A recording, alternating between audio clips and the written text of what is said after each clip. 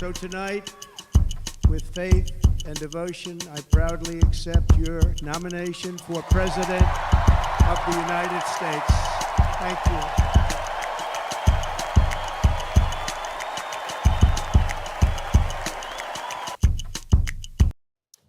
The Fox News Decision Desk can now officially project that Donald Trump will become the 47th President of the United States. Ladies and gentlemen, please welcome President-elect Donald J. Trump. Thank you very much. Wow. These are our friends. We have thousands of friends on this. And now it's going to reach a new level of importance because we're going to make America great again.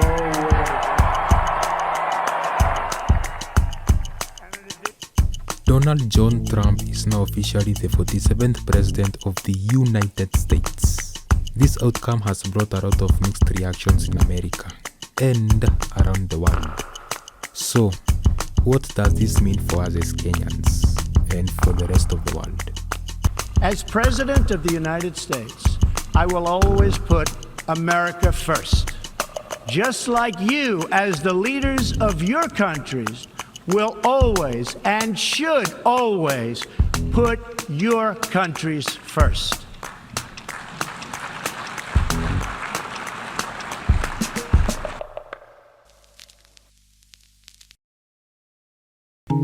Let us start with Kenya. The relationship between Kenya and the United States will not have much of a difference. The only thing that will change is the Multinational Security Support Mission in Haiti, the MSS, that is made up of the Kenyan police, who have been mandated by Ruto to help the Haitian National Police end gang violence in Haiti. The mission is financially supported by the United States and Canada, with both so far donating over $386 million to the MSS. In Trump's presidency, the financing will definitely stop. This is because ending the US involvement in other countries was a part of his campaign on US foreign policy. This will make it impossible for the mission to continue until October 2025 as the UN had planned, as currently the mission is underfunded. Other than that, nothing else will really change. Looking broadly over the whole continent, Africa will not experience any major changes. Also, the US interest in Africa during Biden's presidency was to counter Chinese influence through increasing American investments. But under Trump, his policies are centered around developing the US economy rather than foreign economies. Let us turn to Europe. This is where a lot of things will shake up. First and foremost, starting with the war in Ukraine. Trump repeatedly said that as soon as he would become president-elect, he would end the war in a day. Easily, World War III, very easily. Before I even arrive at the Oval Office, I will have the disastrous war between Russia and Ukraine settled. It will be settled quickly. I will get the problem solved, and I will get it solved in rapid order, and it will take me no longer than one day. I know exactly what to say to each of them. I got along very well with them. Trump has not given out the details on how he actually plans to end that conflict fairly. But we all know is that for that war to end as he had promised the American taxpayers, he will force Ukraine to give up the occupied territory to Russia, which is almost 20% of the entire country. This is something Zelensky has vowed not to accept. His idea to push us to pay, but if he wants to do it during 24 hours, the simple way is to push us to pay, because it's understandable how. It means just stop and give and forget. Sanctions out, everything out. Putin will take the land. Putin will make a victory for his society. We will never go on this, never. And there is no any guy in the world who can push us to do it. Ukraine here is at a disadvantage. This is because it holds no leverage. The US so far has given Ukraine more than $64.1 billion in military aid alone, making it the largest supporter for Ukraine compared to European countries. Zelensky's peace plan is actually a victory plan, where he has created a list of proposals to his allies on how Ukraine will defeat Russia in the battlefield, one of which is for Ukraine to attain a NATO membership. This will definitely not happen because of fear of escalating the conflict into a war between Russia and NATO, where the two sides possess a tremendous number of nuclear weapons. Ukraine cannot defeat Russia on its own. Currently, Russia is allocating 6.3% of its GDP on defense annually, which is a total of over $145 billion. Russia has a lot of money despite the over 20,000 sanctions that the West has imposed on it, as it is still able to sell its oil and gas to China, ensuring that Putin has enough money to fund his war as long as he wishes. Adding on to that, Kim is supporting him with manpower, where an estimated 10,000 North Korean soldiers have been set to help Russia fight Ukraine.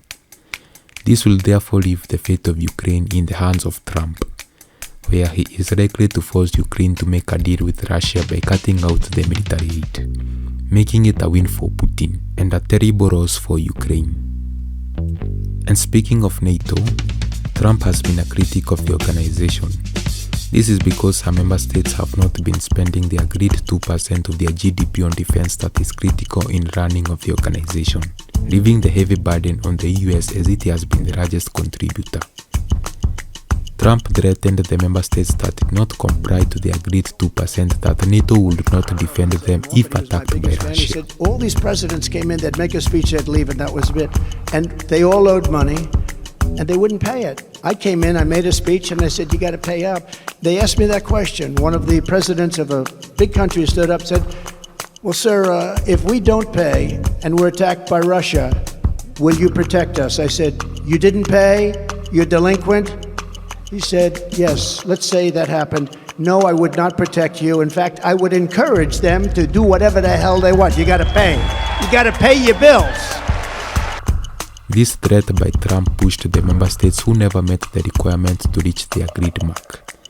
Right now in 2024, 23 out of the 32 member states have reached the requirement.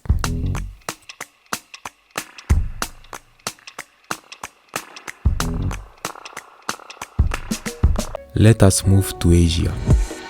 The protagonist in the East is China. China already knows what's coming in a Trump's America. But it's the most beautiful word in the dictionary, tariff. It will save our country. Tariffs. To me, I think it's the most beautiful word in the dictionary. More beautiful than love. It will make our country extremely wealthy again, because right now we're poor, we're broke. Our country was the richest relatively in the 1880s and 1890s. A president who was assassinated named McKinley. He was the tariff king. He spoke beautifully of tariffs. His language was really beautiful. We will not allow the enemy to come in and take our jobs and take our factories and take our workers and take our families unless they pay a big price. And the big price is tariffs. Yeah, tariffs. As we call it here in Kenya, custom duty, which is a tax that is imposed on goods that are imported or exported by a country's custom authority. Trump will impose a lot of tariffs on imported goods from China as he did during his first presidency. The goal for these tariffs are to bring back manufacturing in the USA, which will bring back lost jobs to China, as he wants to restore the United States as the world's leading manufacturer. This new American industrialism will create millions and millions of jobs, massively raise wages for American workers, and make the United States into a manufacturing powerhouse like it used to be many years ago. The centerpiece of my plan is for a manufacturing renaissance, which will be a 15% made in America tax. And also close in on the huge trade deficit. In 2023, the US ranked the highest with a trade deficit of negative $773.4 billion. This meant that it imported more than it exported. Chinese goods comprised a third of its imports. In the same year, China ranked the highest with a trade surplus of $823.22 billion. And if you look at the country that it sold most of its goods and services to, it is the United States. The US imported goods and services from China worth $501.22 billion. If you look at how much the US exported to China for the same year of 2023, it was just $148 billion. And this has been a trend for the past 7 years. This means that the USA gives China business than China gives the USA. And Trump is very pissed about it. He describes this as China raping the USA. When the Chinese come in and they want to make great trade deals, and they make the best trade deals, and not anymore. When I'm there, we turn it around, folks. We turn it around. We have a $500 billion deficit, trade deficit with China. We're going to turn it around, and we have the cards. Don't forget, we're like the piggy bank that's being robbed. We have the cards. We have a lot of power with China. When China doesn't want to fix the problem in North Korea, we say, sorry, folks, you got to fix the problem. Because we can't continue to allow China to rape our country, and that's what they're doing. It's the greatest theft in the history of the world. And it is not only China that will be affected by the tariffs. It is any country that does business with the United States. Trump will also use the tariffs as a foreign policy tool. He has told the Mexican government that if it does not prevent illegal migrants and drugs from reaching the US southern border, he will impose a 25% tariff on everything that Mexico sells to the US. But now we have a new president in Mexico. I suppose a very nice woman. They say I haven't met her.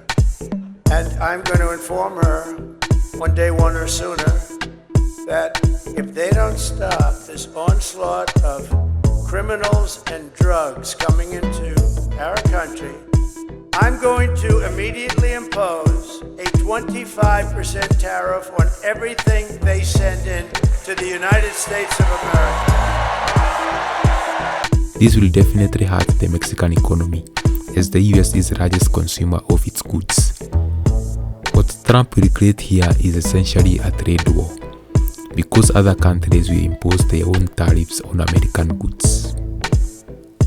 Apart from the trade war with China, Taiwan is in the mix between the US and China.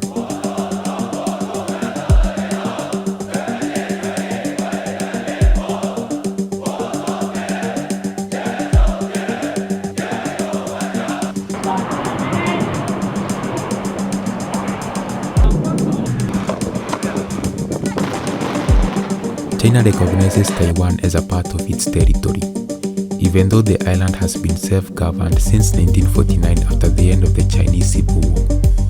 Taiwan has never declared independence. It has maintained its neutrality.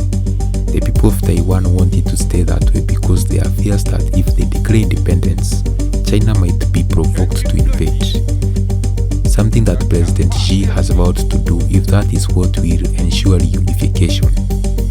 The US stance on Taiwan has been a promise to defend the island if China invades.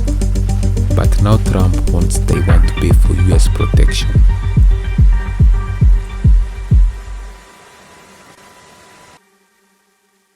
The Middle East will also be affected when Trump enters the White House.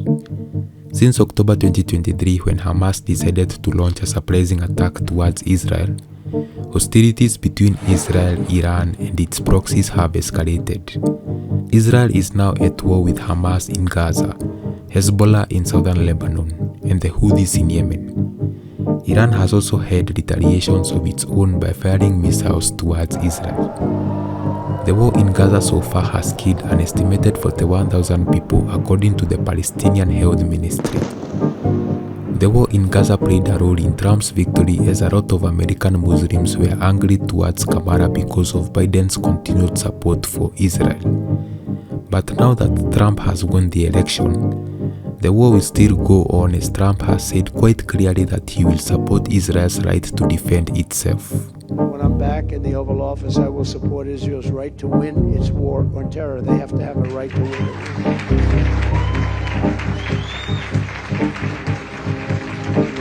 Thank you. And I will give Israel the support that it needs to win, but I do want them to win fast. Wouldn't it be nice if they could win fast? And we have to let them win. To our enemies around the world, we want our hostages back, and they better be back before I assume office.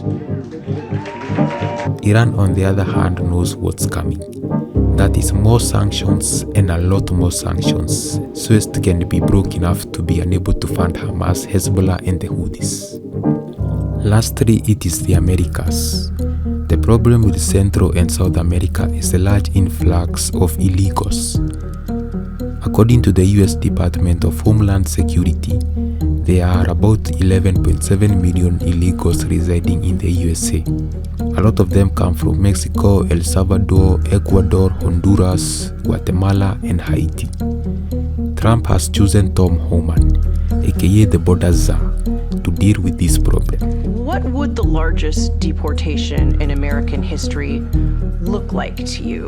Well, let me tell you what's not going to be first. It's not going to be a mass sweep of neighborhoods. It's not going to be building concentration camps. I've read it all. It's ridiculous. But if mass deportation is not going to be, as you said, massive sweeps and concentration camps, They'll be concentrated. what is it? There'll be targeted arrest. Yeah, this guy isn't bluffing. So that is what to expect when Trump takes oath on January 20th, 2025. And yeah, thanks for making it to the end. Please raise your right hand and repeat after me. I, Donald John Trump, do solemnly swear I, Donald John Trump, do solemnly swear that I will faithfully execute that I will faithfully execute the office of President of the United States the office of President of the United States and will, to the best of my ability, and will, to the best of my ability, preserve, protect, and defend preserve, protect, and defend the Constitution of the United States. the Constitution of the United States. So help me God. So help me God. Congratulations, Mr. President.